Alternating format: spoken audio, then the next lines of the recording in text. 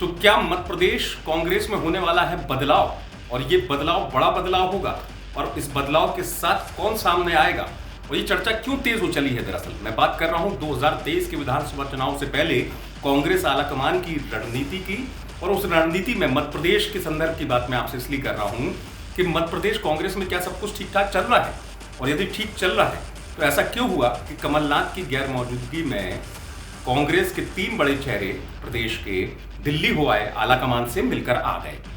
आपको बता दूं कि अरुण यादव की मुलाकात तो चर्चा का विषय बनी थी, सोनिया गांधी से मिलकर आए थे अरुण यादव, उसके बाद अजय सिंह आलाकमान से मिला है, और इस बीच विवेक तनखा G23 के जो ग्रुप है कांग्रेस का, उसका अहम हिस्सा मनीष तिवारी, आनंद शर्मा जैसे बड़े नेताओं से मिलकर आए। बड़ी चर्चा भी हुई है। अब चर्चा जब हुई है आलाकमान से, और ये 3 चेहरे वो हैं जिनके बारे में ये कहा जा रहा है, देखिए ये तो सबको पता है कि अरुण यादव और कमलनाथ के बीच का समीकरण क्या है मध्य प्रदेश की सियासत में।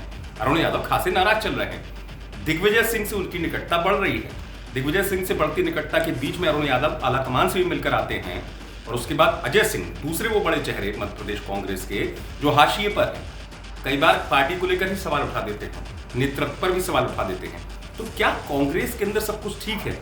दरअसल जिस तरीके से हाल में राज्यों में जो चुनाव हुए, विधानसभा चुनाव, जहां कांग्रेस हार रही पूरी तरह से, सभी राज्यों के प्रदेश अध्यक्षों से आलाकमान ने इस्तीफा ले लिया। अब कांग्रेस की रणनीति ये बताई जा रही है आने वाले वक्त को लेकर कि जो राज्य उम्मीद भरे हैं कांग्रेस के लिए, चाहे वो मध्य प्रदेश हो या छत्तीसगढ़ हो, यहां तो पार्टी कम से कम अच्छा प्रदर्शन करे।